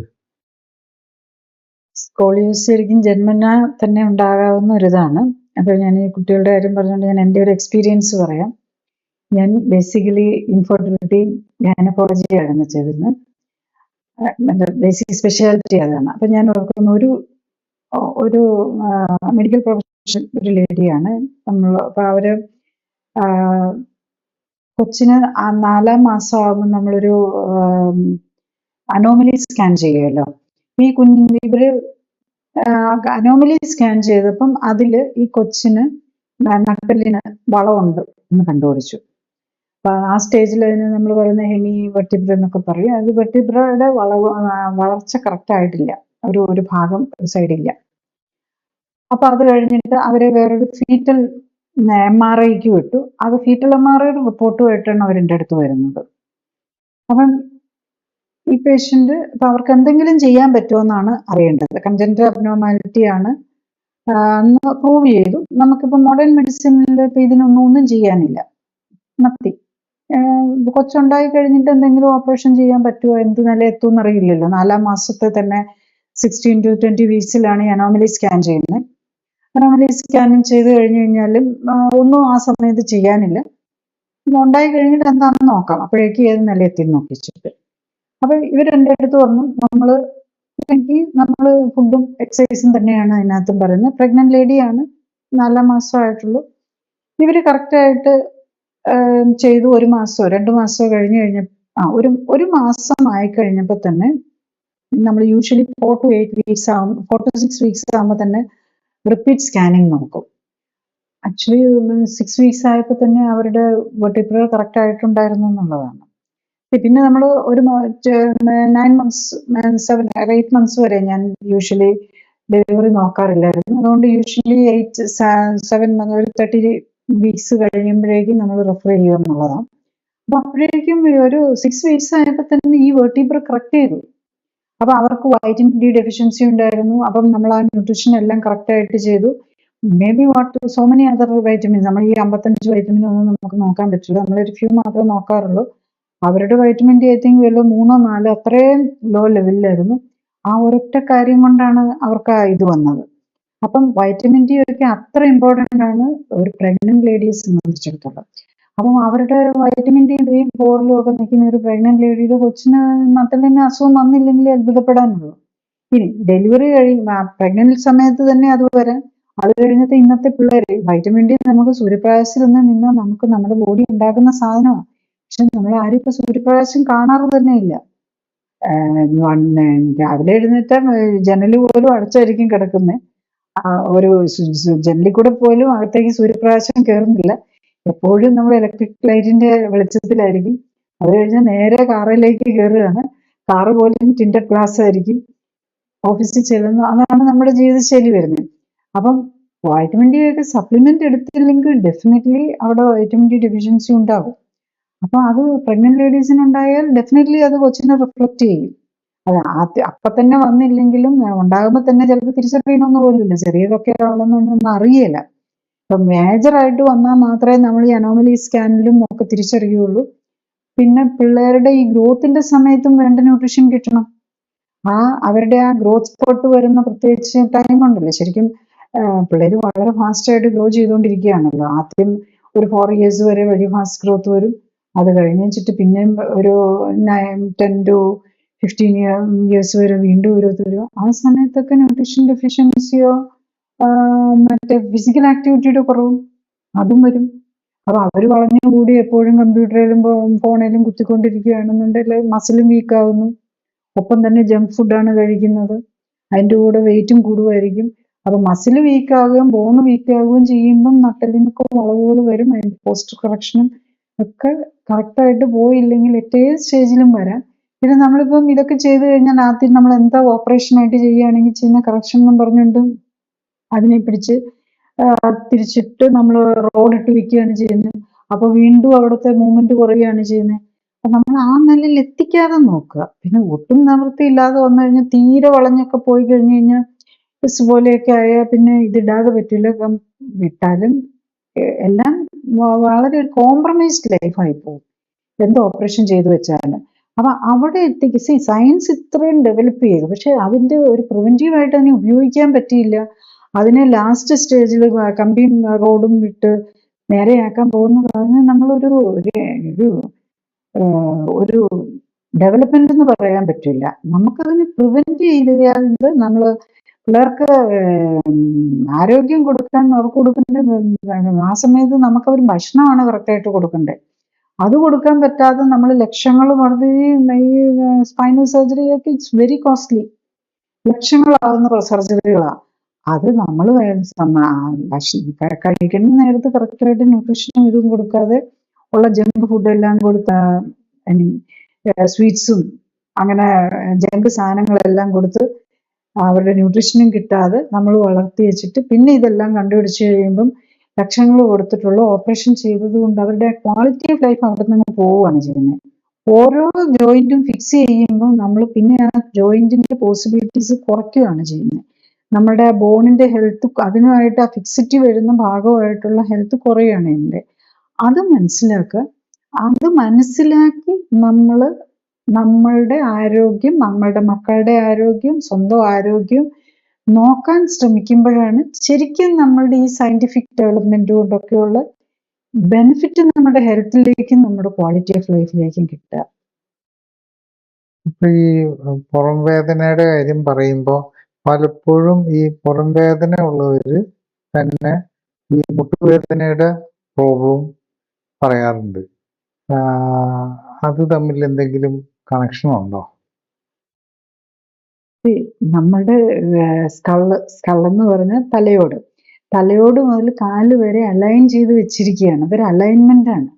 ആ നമുക്കറിയാലോ, ഇപ്പോൾ ഒരു കാറിന്റെ ആക്സിലിന് ഒരു കുഴപ്പം വന്നു കഴിഞ്ഞു കഴിഞ്ഞാൽ അതിന്റെ വീല് തേയുമെന്ന് അറിയാലോ, ഇല്ലേ? നമ്മൾ അങ്ങനത്തെ ഒരു എഞ്ചിന്റെ ഒരു പാർട്ടിന് വന്നു കഴിഞ്ഞു കഴിഞ്ഞാൽ ഒരു പ്രശ്നം പറ്റിക്കഴിഞ്ഞാൽ വേറൊരു പാർട്ടിന് തേയ്മാനം വരും എന്ന് പറഞ്ഞതുപോലെ തന്നെയാണ് ഇത് വരുന്നത്. കാലിന് പ്രശ്നമുണ്ട് നട്ടലിനെയും ബാധിക്കാം, നട്ടലിന് പ്രശ്നമുണ്ട് കാലിനെയും ബാധിക്കാം. ഇപ്പൊ ഇതുപോലെ നമ്മൾ വെറുതെ എല്ലുകളെ മാത്രമല്ല അത് ബാധിക്കുന്നത്. നമുക്കിപ്പം നമ്മളുടെ മുട്ടിന് സ്ഥിരം വേദനയും നമുക്ക് നടക്കാൻ പറ്റാത്ത ഒരാളുടെ മാനസിക നിലയും തെറ്റിപ്പോവും. കാരണം എപ്പോഴും വേദന എടുത്തുകൊണ്ടിരിക്കുന്നത്, വേദന ആരാ ഫീൽ ചെയ്യുന്നത്? ബ്രെയിനാണ് ഫീൽ ചെയ്യുന്നത്. അല്ലെങ്കിൽ നമ്മുടെ ഡിസ്കംഫർട്ടുകൾ ആരാ ഫീൽ ചെയ്യുന്നത്? നമ്മൾ ഇതൊക്കെ അറിയുന്നത് നമ്മുടെ സെൻസേഷൻ വെച്ചാണല്ലോ. സെൻസേഷൻ നമ്മുടെ ബ്രെയിനിന്റെ ആക്ടിവിറ്റിയാണ്. അപ്പൊ അവിടെ എപ്പോഴും ഇങ്ങനെ ഇപ്പം നമ്മൾ എപ്പോഴും ഡിസ്റ്റർബിങ് സൗണ്ട് വന്നുകൊണ്ടിരിക്കുമ്പം നമുക്കൊരു അസ്വസ്ഥത വരുന്നത് പോലെ തന്നെ ഈ വേദന ഇവിടെ ചെല്ലുമ്പോഴും ബ്രെയിനിനെയും അസ്വസ്ഥമാക്കുകയാണ് ചെയ്യുന്നത്. അപ്പൊ അവരുടെ മാനസിക നില തെറ്റും. ഇപ്പൊ ഈ അലൈൻമെന്റിന്റെ പ്രശ്നം കൊണ്ടും മുട്ടുവേദന വരാം. പിന്നെ ഈ നട്ടലിന്റെ ഇതിൽ വരുമ്പോൾ നെർവ്സിന് ഡാമേജ് വരും. നെർവ്സിന് വരുന്നതിന്റെയും കൂടെ നെർവ്സിന് വരുമ്പോൾ മസിലിന് വരും. അപ്പൊ മസിൽ വീക്കാവും. നട്ടലിന് എന്ത് പ്രശ്നം വന്നു കഴിഞ്ഞാലും ഓർക്കണം, നമ്മൾ നെർവ് വീക്കാവും ഓർക്കുക. അതുപോലെ നെർവ് വീക്കായി കഴിഞ്ഞു കഴിഞ്ഞാൽ നമ്മുടെ മസിൽ വീക്കാവും. മസിൽ വീക്കായി പ്രത്യേകിച്ച് തൈസ് മസിൽസിന് വീക്ക്നെസ് വന്നു കഴിഞ്ഞ് കഴിയുമ്പോഴാണ് നമ്മളുടെ ഈ മുട്ടിനൊക്കെ തേയ്മാനം വരാനുള്ള സാധ്യത കൂടുക. കാരണം കൈയുടെ ഇതിനെ പിടിച്ച് നമ്മളുടെ ആ ഇതുവരെ നമ്മുടെ ആ ടോൺ കറക്റ്റ് ചെയ്യാൻ പറ്റാതെ വരുമ്പോൾ അത് പോയി സപ്രസ് ചെയ്തിട്ട് ഈ ജാമാവും. അപ്പൊ അവിടെ തേയ്മാനം കൂടാനുള്ള സാധ്യത വരും. അപ്പം ബേസിക്കലി മസിലിന്റെ വീക്ക്നെസ് ആണ് ഈ പ്രോബ്ലംസ് എല്ലാത്തിനും കാരണമാകുന്നത്. നട്ടലിന്റെ വീക്ക്നെസ്സിലേക്ക് പോകും. നട്ടലിന്റെ അവിടുത്തെ ഡിസ്ക് കൊളാപ്സ് ചെയ്യാൻ പോകുന്നതും മുട്ടിന്റെ തേയ്മാനം വരുന്നതും ഒക്കെ അതിനോട് അറ്റാച്ച്ഡ് ആയിട്ടുള്ള മസിലുകൾക്കുള്ള പ്രോബ്ലമാണ്. അപ്പൊ മസിലുകൾക്ക് പ്രോബ്ലം വരാതെ നമ്മൾ സ്ട്രെങ്തൻ ചെയ്യണമെന്നുണ്ടെങ്കിൽ നമ്മൾ ഫിസിക്കൽ ആക്ടിവിറ്റി, എക്സസൈസ്, വ്യായാമം ചെയ്തിട്ട് മാത്രമേ പറ്റുള്ളൂ. വ്യായാമം അതിനൊപ്പം തന്നെ കറക്റ്റ് ആയിട്ടുള്ള ഫുഡും. ഓവർ വെയിറ്റ് ഉണ്ടെങ്കിൽ അത് കുറയ്ക്കുകയും ചെയ്യണം. ഇപ്പൊ ഈ നമ്മൾ നോക്കിയാൽ അറിയാം 90% കുറച്ച് പേര് അണ്ടർ വെയിറ്റ് ആയിട്ടുള്ളവർക്ക് ഈ പ്രശ്നങ്ങൾ വരുന്നുണ്ട്. പക്ഷെ 90% പേരും ഈ മുട്ടുവേദന, മുട്ട് മാറ്റി വെക്കൽ വേണ്ടി വരുന്നവരും ബാക്ക് പ്രോബ്ലം ഉള്ളവരും ഒക്കെ ഓവർ വെയിറ്റ് ആയിട്ടുള്ളവരാ. പിന്നെ ഓവർ വെയിറ്റ് ഉള്ളവർ അല്ലെങ്കിൽ തന്നെ അവരുടെ നോക്കിക്കഴിയുമ്പോൾ അവരുടെ മസിലും പോണം, മസിലും കുറവായിരിക്കും, അതുപോലെ ഫാറ്റ് കൂടുതലുമായിരിക്കും. അപ്പൊ ഈ ബോഡിയിൽ എല്ലാത്തിനും നേച്ചറിന് എല്ലാത്തിനും ഒരു കോമ്പോസിഷൻ ഉണ്ട്. വെള്ളം H2O, രണ്ട് ഹൈഡ്രജൻ ആറ്റിനും ഒരു വാട്ടറും കൂടെ കൂടിയാലേ, ഒരു ഓക്സിജനും കൂടിയാലേ വെള്ളമാകുള്ളൂ. എന്ന് പറഞ്ഞാൽ നമ്മളുടെ ഈ ബോഡി എന്ന് പറയുന്നത് ഒരു കെമിക്കൽ കോമ്പോസിഷനാണ്. അതിനകത്ത് ഭൂമിയിൽ നിന്നുള്ള നമ്മുടെ ഈ വൈറ്റമിൻസും മിനറൽസും എല്ലാം നമ്മൾ കഴിക്കുന്ന പ്ലാന്റ് ഓർ നോൺ വെജ് വട്ടവർ ഫുഡിൽ നിന്ന് വരുന്നതാണ്. അതുകൂടാതെ വെള്ളമുണ്ട്. നമ്മൾ ആ basic 5 ingredients, 5 elements of life പറയുമല്ലോ, എർത്ത്, വാട്ടർ,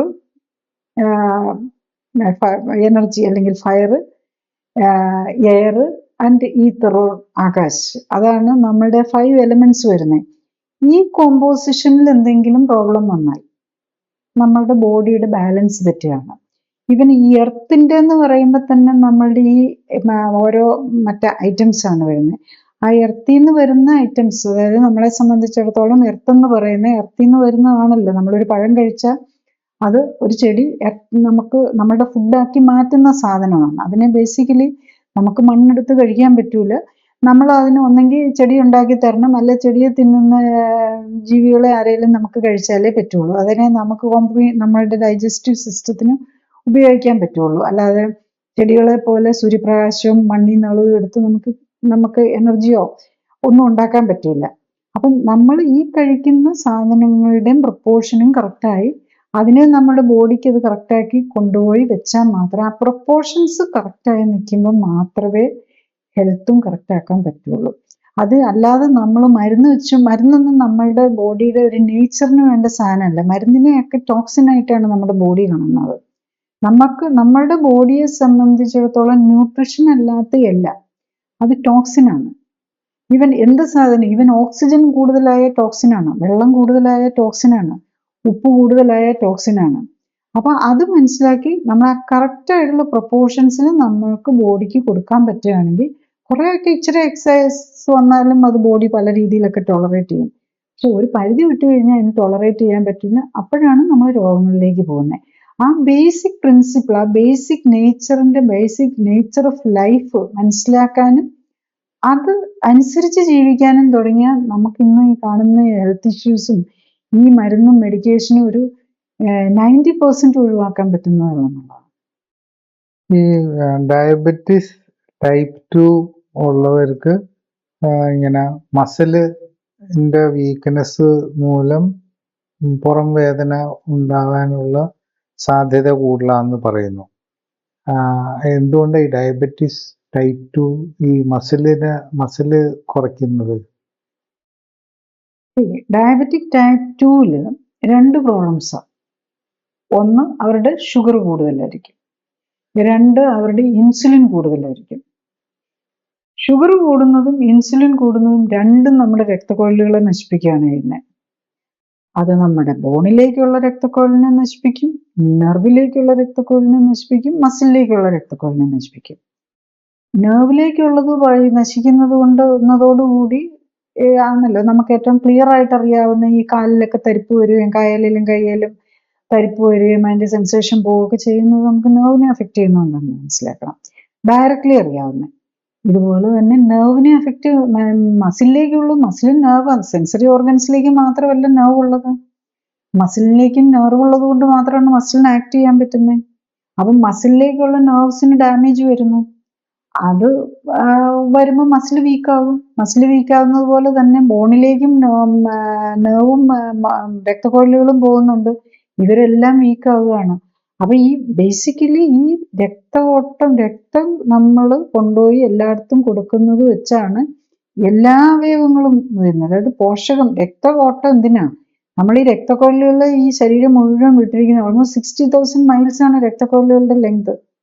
ആ രക്തക്കൊഴലുകൾ എന്താ ചെയ്യുന്നത്? നമുക്ക് വേണ്ട ന്യൂട്രീഷൻ അവിടെ കൊണ്ടുപോയി കൊടുക്കുന്നു, വേസ്റ്റ് തിരിച്ചു കൊണ്ടുപോയി പോകുന്നു. ഈ ഫങ്ഷൻ പ്രോപ്പർ ആകാതെ വരുമ്പോൾ ഏതവയും എല്ലാ സെല്ലിനും വേണം ന്യൂട്രീഷൻ. അപ്പം നെർവും ഇത് വരുമ്പോൾ എല്ലാ ഭാഗത്തേക്കുമാണ് പ്രശ്നം വരുന്നത്. നെർവിന് കുഴപ്പം വരുന്നത് കൊണ്ടും മസിലിലേക്കുള്ള രക്തക്കൊഴലുകൾ പോകുന്നതും മസിലിന് കൊടുക്കുന്ന നെർവ്സിന്റെ രക്തക്കൊഴലുകൾക്ക് ഡാമേജ് വരുന്നതും എല്ലിലേക്കുള്ള നെർവ്സിന് എടുക്കുന്ന ഡാമേജ് വരുന്നതും അതുപോലെ എല്ലിൻ്റെക്കുള്ള രക്തയോട്ടം പോകുന്നതും എല്ലാം നമ്മൾ ഡാമേജ് ചെയ്തുകൊണ്ടിരിക്കുക. അപ്പൊ പിന്നെ എങ്ങനെയാ ഡാമേജ് വരാതിരിക്കുക? ഓരോരുത്തരും പലരുടെയും ഷുഗറൊക്കെ ഇങ്ങനെ SB1C ഒക്കെ 15ഉം 14ഉം വരെയൊക്കെ കാണാറുണ്ട്. അപ്പം പലപ്പോഴും പലരും വെരി ഹെവി ഡോസ് ഇൻസുലിനും മരുന്നും ഒക്കെ എടുത്തുകൊണ്ടിരിക്കുക. അപ്പൊ വീണ്ടും ഈ ഇൻസുലിനും മരുന്നും ഒക്കെ എടുക്കുമ്പോൾ വീണ്ടും ഇൻസുലിൻ ലെവൽ കൂടുക. ഇൻസുലിൻ ലെവലും കൂടുന്നതും ദോഷമാണ്, രക്തക്കുഴലുകൾക്ക് അത് ഡാമേജിങ് ആണ്. അപ്പൊ അതാണ് നമ്മൾ മനസ്സിലാക്കുന്നത്. നമ്മൾ ബേസിക് സയൻസിനും പ്രിൻസിപ്പിൾസിനും എഗെയിൻസ്റ്റ് ആണ് പല നമ്മളുടെ ഈ ഇങ്ങനത്തെ മരുന്നുകൾ. ബേസിക് സയൻസ് ഇപ്പം ഏത് നമുക്ക് സിംപ്ലി അറിയാമല്ലോ, ഏത് ഹോർമോൺ ആണെങ്കിലും കൂടിയ പ്രോബ്ലമാണ്. ഇപ്പൊ ടൈപ്പ് 2 ഡയബറ്റീസ് ഹോർമോൺ കൂടിക്കൊണ്ടിരിക്കുകയാണ്, ഇൻസുലിൻ ലെവല്. അതിനെ വീണ്ടും മരുന്ന് വെച്ച് നമ്മൾ കൂട്ടാൻ നോക്കുകയാണ്. സോ അതുകൊണ്ടാണ് അതൊരു നമ്മളുടെ പല അപ്രോച്ചുകളും നമ്മൾ ഡയറക്റ്റ്ലി ഈ ഒരു നമ്മൾ കറക്റ്റായിട്ട് അസസ് ചെയ്യുന്ന ഒരു ലോജിക്കലി തന്നെ അസസ് ചെയ്ത് കഴിഞ്ഞാൽ നമ്മൾ അവിടെയാണ് നമ്മളുടെ തെറ്റുകൾ വരുന്നത്. ആ തെറ്റുകൾ നോക്കി കറക്റ്റ് ചെയ്ത് നമ്മൾ ബേസിക് സയൻസ് നമ്മളുടെ ബോഡി എങ്ങനെയാണ് ഫങ്ഷൻ ചെയ്യുന്നതെന്ന് മനസ്സിലാക്കി അതിനനുസരിച്ച് ഫുഡും അതിനനുസരിച്ചുള്ള ജീവിതശൈലി ആക്കാൻ നോക്കിയാൽ എളുപ്പമാവും. ഈ പുറം വേദനയുടെ കാര്യം പറയുമ്പോൾ ഇതിന്റെ തുടക്കം എന്ന് പറയുമ്പോൾ ഓട്ടോമാറ്റിക്കലി നമ്മൾ സാധാരണഗതിയിൽ ഒരു വളരെ ലൈറ്റ് ആയിട്ട് എടുക്കുകയും അത് പറ്റുന്ന പോലെ എന്തെങ്കിലും ഓയിൻമെന്റ് ഇടുകയോ അല്ലെങ്കിൽ വേദനയ്ക്കുള്ള ഗുളിക കഴിക്കുകയൊക്കെയാണല്ലോ ചെയ്യുന്നത്. അപ്പം ആ സ്റ്റേജിൽ ശരിക്കും എന്താണ് ഒരാള് മനസ്സിലാക്കേണ്ടത്? ഇങ്ങനെ പുറം വേദന തുടങ്ങിയാൽ അത് വേറെ എന്തെങ്കിലും കാരണങ്ങൾ കൊണ്ടാണോ? എപ്പോഴാണ് ഒരു ഡോക്ടറിന്റെ അടുത്ത് ചെല്ലേണ്ടത്? നടുവേദന വന്നാൽ നമ്മൾ തന്നെ മനസ്സിലാക്കാം മിക്കവാറും നട്ടലിനൊരു കുഴപ്പമുണ്ടാവുന്നു. പിന്നെ ചിലപ്പോൾ അത് യൂറിനറി ബ്ലാഡർ, ഇപ്പൊ ലോവർ ബാക്ക് പെയിൻ ഒക്കെ ആണെങ്കിൽ ലേഡീസിനൊക്കെ പ്രത്യേകിച്ച് വരുമ്പോൾ യൂറിനറി ഇൻഫെക്ഷൻ കൊണ്ടും വരാം. പിന്നെ അതുപോലെ യൂട്രസുമായിട്ട് റിലേറ്റഡ് പ്രോബ്ലംസ് കൊണ്ടും വരാം. അപ്പൊ അത് നമ്മൾ നോക്കണം. ഒരു ബാക്ക് പെയിൻ വന്നു കഴിഞ്ഞു കഴിഞ്ഞാൽ അതിന്റെ റീസൺ എന്താണെന്ന് കണ്ടെത്താൻ നോക്കണം. ഇപ്പൊ നമ്മൾ റീസൺ ഒന്നും ഇല്ല, ഇപ്പം ബാക്ക് പെയിൻ ആണെങ്കിൽ ഇപ്പം യൂറിനറി ഇൻഫെക്ഷൻ ആണെങ്കിലും അത് നമ്മുടെ ഇമ്മ്യൂണിറ്റിയിലെ പ്രോബ്ലമാണ്. നമ്മുടെ ഇമ്മ്യൂൺ സിസ്റ്റത്തിന് യൂറിനറി ഇൻഫെക്ഷൻ വരാതെ മാറ്റാൻ പറ്റുന്നില്ല, അതുകൊണ്ട് വന്നിരിക്കുന്നതാണ്. അതുപോലെ ചില എൻഡോമെട്രിയോസിസ് എന്നൊക്കെ പറഞ്ഞ ചില ലേഡീസിന് വരുന്ന രോഗങ്ങളുണ്ട് യൂട്രസുമായിട്ട് റിലേറ്റഡ്. അതും ഒരു ഇമ്മ്യൂണിറ്റിയിലെ ഡീറെയിൽമെന്റ് കൊണ്ട് തന്നെ വരുന്നതാണ്. പിന്നെ ഇങ്ങനെയുള്ളവർ മിക്കവാറും നടുവേദനയുള്ളവർ മിക്കവാറും ഓവർ വെയിറ്റോ അല്ലെങ്കിൽ അണ്ടർ വെയിറ്റോ ആയിരിക്കും. അപ്പൊ അവരുടെ നട്ടലിന്റെയും നട്ടലിനോടനുബന്ധിച്ചുള്ള മസിലുകളുടെയും അല്ലെങ്കിൽ ഡിസ്കിന്റെയും ഒക്കെ എന്തെങ്കിലും തേയ്മാനമോ ശേഷിക്കുറവോ ആയിരിക്കും. അപ്പൊ അത് കറക്റ്റ് ചെയ്യണം. അപ്പം അതിൽ നമുക്കൊരു വേദനയോ ബുദ്ധിമുട്ടോ ഉണ്ടെങ്കിൽ അത് എന്തുകൊണ്ടായിരിക്കും എന്ന് നമ്മൾ ആദ്യം നമുക്ക് നോക്കാം. നമ്മുടെ വെയിറ്റ് തന്നെ നോക്കുക. നമുക്ക് കുടവയറുണ്ട്, വെയിറ്റും നോക്കണ്ട, ജസ്റ്റ് നമുക്ക് എല്ലാവർക്കും വേണ്ടതാണ് ഒരു മിറർ. നമുക്കൊരു കണ്ണാടി വേണം. ആ കണ്ണാടിക്കകത്ത് നമ്മൾ ഡ്രസ്സ് ഇല്ലാതെ നമ്മളിപ്പോൾ ഡ്രസ്സ് ഇല്ലാതെ നമ്മളുടെ ബോഡിയുടെ ആ ഷേപ്പ് മെയിൻറ്റെയിൻ ചെയ്യുന്നുണ്ടോ എന്ന് നോക്കുക. വയറ് പ്രൊട്രൂഡിങ് ആണ്, വയറിങ്ങനെ തള്ളി നിൽക്കുകയാണെങ്കിൽ അതിൻ്റെ അർത്ഥം നമ്മുടെ ബാലൻസ്, നമ്മുടെ നട്ടലിനാണ് അതിൻ്റെ ആദ്യത്തെ ഇമ്പാക്റ്റ് കിട്ടുന്നത്. നമുക്കറിയാം പ്രഗ്നന്റ് ലേഡീസിന് നടുവേദന വരും, കാരണം അവർ ആ വയറ് ഇത്രയും തള്ളി നിൽക്കാൻ നോർമൽ അല്ലത്. അത് പക്ഷെ 9 monthsേ ഉള്ളൂ. അത് ഗ്രാജുവലി ബോഡി അഡ്ജസ്റ്റ് ചെയ്ത് 9 months വരെ ഇത്രയാവുകയാണ് ചെയ്യുന്നത് ആ പ്രഗ്നൻസിയിലേക്ക് വരുമ്പം. ഇതങ്ങനെയല്ല, വർഷങ്ങളായിട്ട് വയറുമായിട്ട് 10 മാസമോ അതിലും കൂടുതൽ പ്രഗ്നന്റ് വയറും പോലെയാണ് പലരും നടക്കുന്നത്. അവർക്കും നടുവേദന വന്നില്ലെങ്കിൽ എങ്ങനെ അത്ഭുതപ്പെടാനുണ്ടോ? നമ്മുടെ ബോഡി ഇത്രയൊക്കെ ടോളറേറ്റ് ചെയ്യുന്നു എന്നുള്ളതാണ് ശരിക്കും അതിന്റെ ഡിസൈനറെ നമ്മൾ നമിക്കേണ്ടത്. കാരണം അത്ര ഇറഗുലർ ഷേപ്പുമായിട്ട് ഇത്രയും കാലം നമുക്ക് കൊണ്ടുപോകാൻ പറ്റുന്നുണ്ട് എന്നുള്ളത് തന്നെ ഒരു വലിയ അത്ഭുതമാണ്. അപ്പം ഏറ്റവും വലിയ അത്ഭുതം അത് തന്നെയാണ്. അതായത് ഇത്രയും നമ്മുടെ ബോഡിയോട് തെറ്റിച്ച് ചെയ്തിട്ട്, ഇപ്പൊ നമ്മളുടെ ഒരു കാറിനകത്ത് തെറ്റിയുള്ള ഒരു ഫ്യൂവൽ ഇട്ട് കഴിഞ്ഞാൽ അതിന്റെ ഇത് നിൽക്കും. ഒരു തെറ്റിപ്പോയ അല്ലെങ്കിൽ അഡൾട്ടറേറ്റഡ് ഫ്യൂവൽ ഇട്ട് കഴിഞ്ഞാൽ നമ്മുടെ ഏത് കാറും നശിച്ചു പോകും. പക്ഷെ നമ്മൾ എന്തോരം തെറ്റായിട്ടുള്ള ഫ്യൂവലാണ് നമുക്കിടുന്നത് നമ്മൾ ഒരിക്കലും ചിന്തിക്കുന്നില്ല. എന്നിട്ടും ഇത്രയൊക്കെ ഫങ്ഷൻ ചെയ്യുന്നുണ്ടല്ലോ എന്നുള്ളതാണ് ശരിക്കും ഏറ്റവും വലിയ നമ്മുടെ ഡിസൈനറെ നമിക്കേണ്ടത് ശരിക്കും പറഞ്ഞില്ല. നമ്മളെ ലൈവിന്റെ സമയം ഇവിടെ അവസാനിക്കുകയായി. അടുത്ത ആഴ്ച ഇതേ സമയം വേറൊരു വിഷയവുമായിട്ട് വരുന്നതായിരിക്കും. നന്ദി, നമസ്കാരം.